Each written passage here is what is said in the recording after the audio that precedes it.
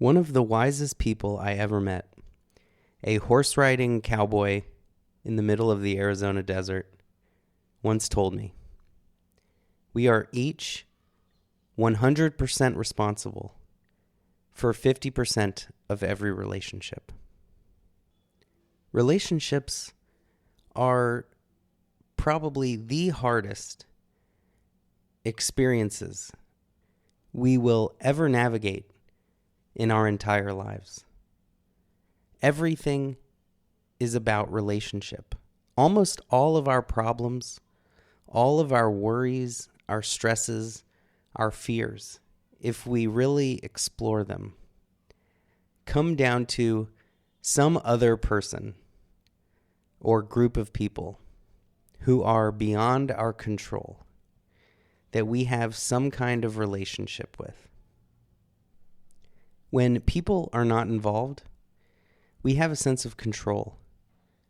We have a sense of power, freedom, and autonomy. But as soon as another autonomous person is thrown in the mix, we lose all of that power and control. Now there is no longer us with the remote control on the universe, and instead we are at the whim, the cooperation, the mutual teamwork of another person or a group of people. And this is where all of our confusion really sets in. We don't know whether to give in, to push back, to try persuasion, try acceptance, or to walk away altogether. Where we once felt so certain when we were on our own of what we wanted out of life and how things should be, suddenly there's another vision, another opinion, another way of seeing the world. And we have to find out a new truth. Was I being unreasonable? Are they being unreasonable? What that I don't know about their history and past could cause them to see the world this way? And perhaps my view is the flawed view. Or perhaps we're both flawed, and coming to some mutual understanding is the best way forward. When we have the remote control, life is predictable. Life is certain. We can change the channel, change the website, change the app, change the video game, scroll on to the next post.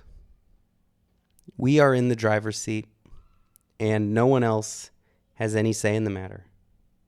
But families, friendships, work relationships, they get messy. There's no more dictatorship.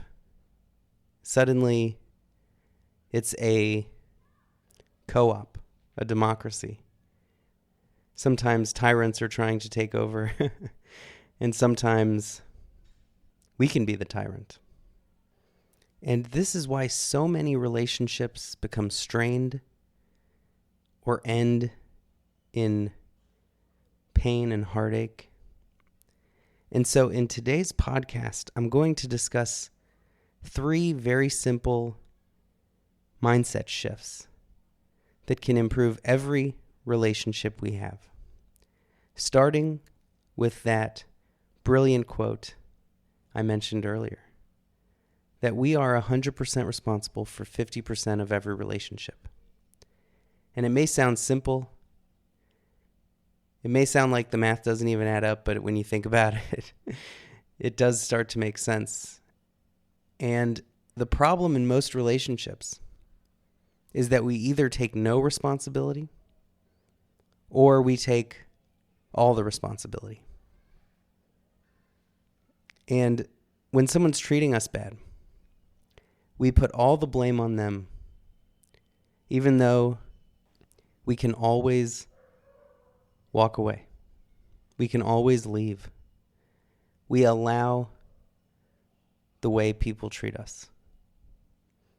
What we don't stand for, people are not able to treat us in that way.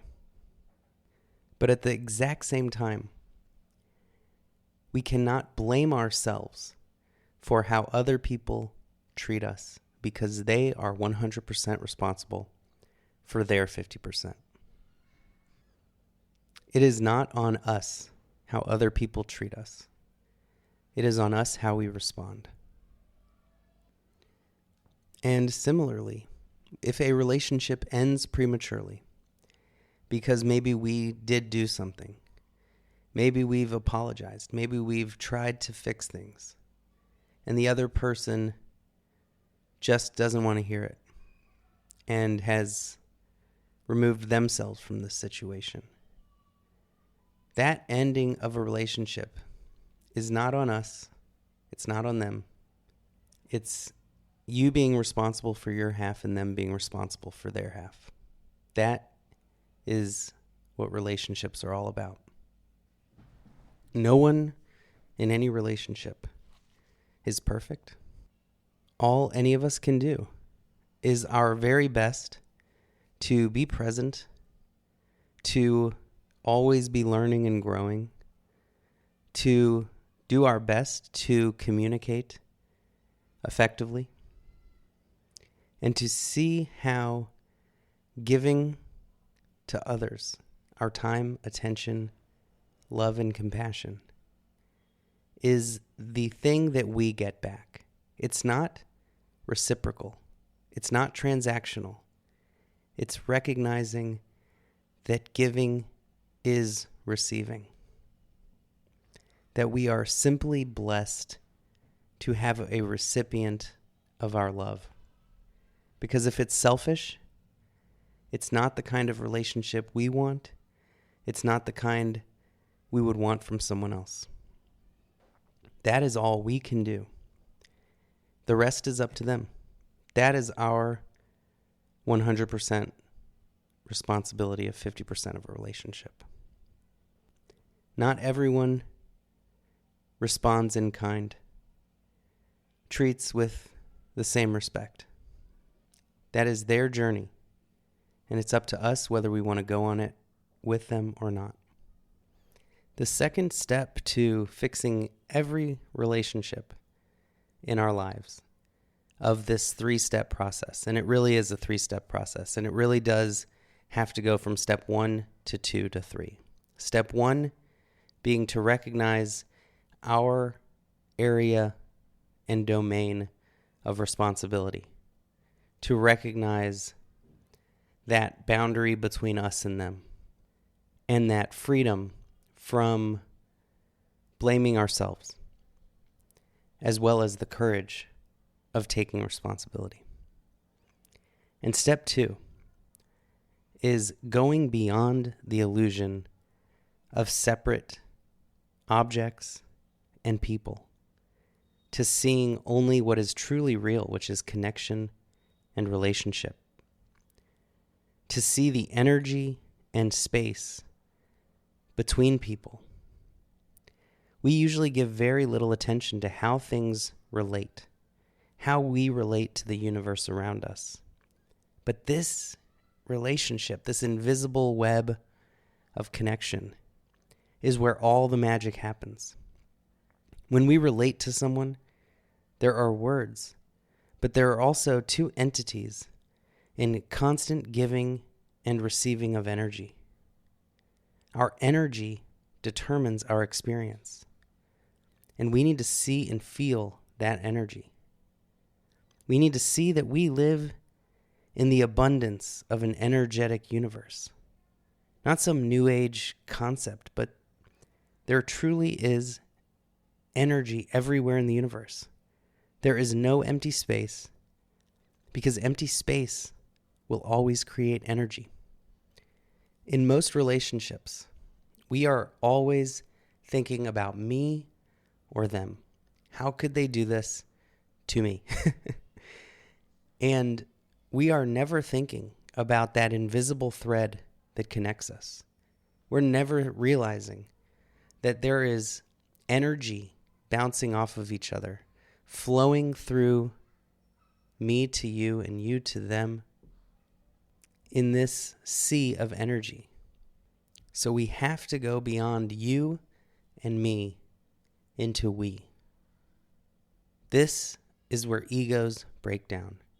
And egos are the number one cause of all relationship problems, conflict, and stresses. When we focus on the we, there is only what is best for the two people in a relationship, or for the family, or community, or planet. We need to spend as much time tending to ourselves and tending to others as we do tending to relationships. What does a relationship need in this moment? This is how we step out of our egos, how we let go of those bruises that our ego has attained. And we can start to mend that truly important aspect of life, which is those connections. Sometimes a relationship is mended through separation and distance. Sometimes it's telling someone we need space, but that we'll always care for them. And sometimes it's a shoulder to lean on. Other times it can be a hug to give. And hugs are one of my favorite things in the entire world, because when you really need one, when you are just desperate for a hug, when you give one, you get one back. No matter how much you are hurting, no matter how much you can barely get off the floor, no matter how angry, mad, or sad you are, if you can give that person who hurt you a hug, you are cleverly, sneakily, secretly, truly just getting one for yourself. But simultaneously, you are healing a relationship. You are mending a fence. No matter what two people are really angry about, most of the time it's really not the topic at hand. Most of the time, the things we fight about are insignificant compared to the way we made people feel or the way they made us feel. And at the end of the day, we really just want to hug, we want to be seen, we want to feel heard, we want to feel loved. It's very hard to stay mad at someone who is loving you. You don't even have to agree on the thing you were fighting about. But we have to recognize that everything in this universe is relationship. If you are 4 feet tall and the entire world is 2 feet tall, you are a giant. You feel like a giant because you are a giant. If everyone is 10 feet tall, you feel inadequate, you suffer, even though you're the same size. This is the truth of all relationships, that how we relate to others matters so much more than who we are or who they are. And how we relate is either through love or anger, jealousy, greed, and selfishness. So the more we focus on that connection, the energy between us, those invisible threads, that cosmic web that connects everything in the universe, the more our relationships naturally improve. The third and most important step for improving all of our relationships, as counterintuitive and contradictory as it may seem, here is the secret sauce to improving all of our relationships. And that is to be confident and comfortable being alone. Most of us come to a relationship with immense desire and craving. We place demands on the relationship to fulfill us and to satisfy our craving for companionship, for kindness, for love.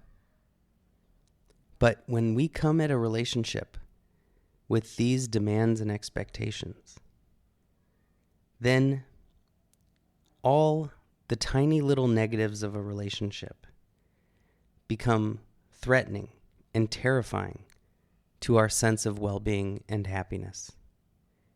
When we put the relationship on a pedestal as the one thing that can make us happy, then when we don't get a text right away back, when the other person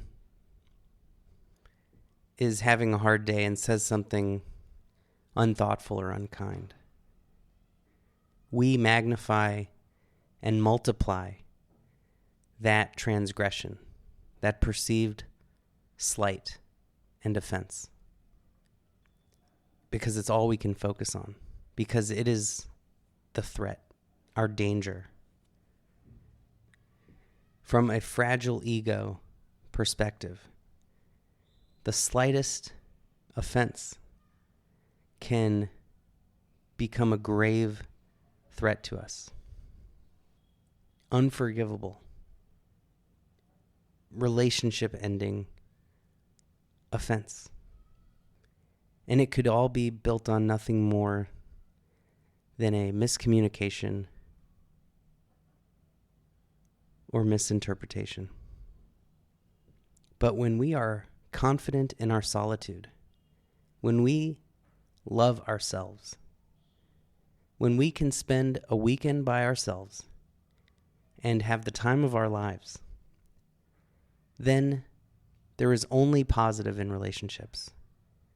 The negatives don't even cross our radar because we are fine alone. So jumping into that messy pool of relationships is just a joy that adds spice and variety to our lives. Because we don't need anything from the relationship, we can give everything. We can appreciate other people's messiness, their craziness.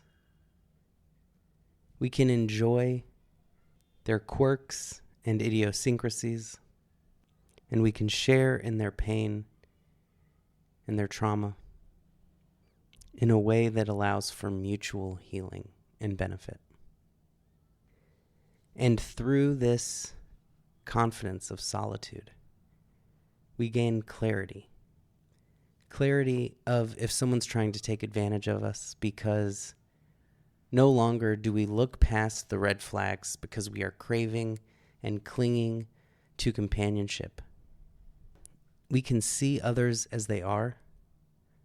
We can accept them as they are. And we can see within ourselves with clarity whether or not we need space and boundaries, or if we have the strength to provide support and comfort. Nobody else can push our buttons. Those buttons lie within us. Other people simply show us where those buttons exist, but we ultimately are the ones that push them.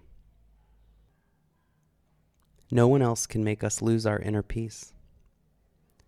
But we can use relationships as the greatest tool ever invented for helping us find out where those buttons exist, what triggers us to make us want to push them, that makes us lose our mental peace. And those relationships become the tools for transcending, for growing and evolving. Only when someone shows us those buttons can we grow. Only when someone triggers us can we know where we needed to work on ourselves. And so we can be grateful for the people in our lives who we find the most challenging, the most difficult, because they become our greatest teachers. And so we look at those moments of pure love, joy, and bliss in our relationships, and we use them as tools to practice non-attachment, non-clinging, non-craving, and freedom from desire, so that we don't get carried away and lose ourselves in those emotions, attached and addicted to those highs, where we end up, going home at night and we're all alone maybe again, and then we need something to lift us back up, and we turn to some addiction or to something destructive.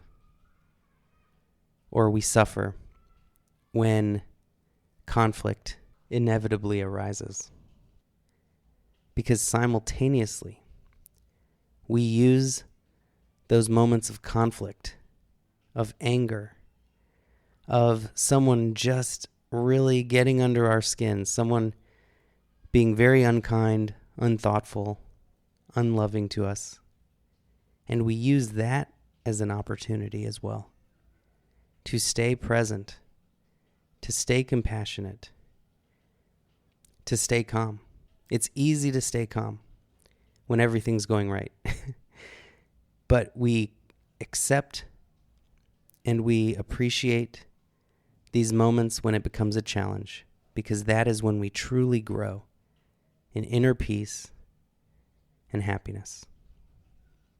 And in this way, every aspect of every relationship just becomes the icing on the cake of life. We can be alone.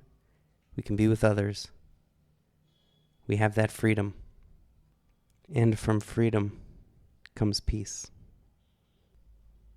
Remember, nothing feels better than love and compassion.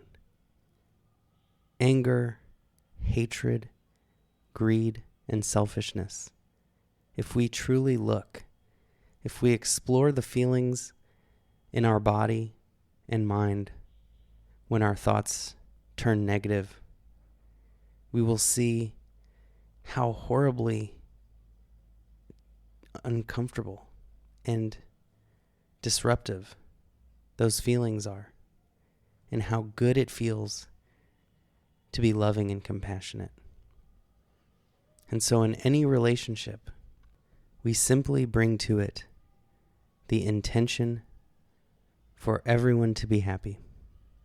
That's it. That's the goal of every relationship. When we're happy, we're healthy. When we're happy and healthy, we're kind. And that's all we want for ourselves and others. No matter what is happening on the surface, if we keep that as our guiding star in the sky, all of our relationships, through their ups and downs, can survive and thrive. Thank you so much for listening. Thank you to everyone who supports this podcast at eastwestism.org or Patreon or Buy Me a Coffee or on YouTube. Your support is the only reason we have a studio, we have the lights on, we have a microphone, and these teachings can stay free for everyone who needs it, so that we can thrive, our relationships can thrive, and this planet can blossom into the world we know it can. So thank you again. Much love.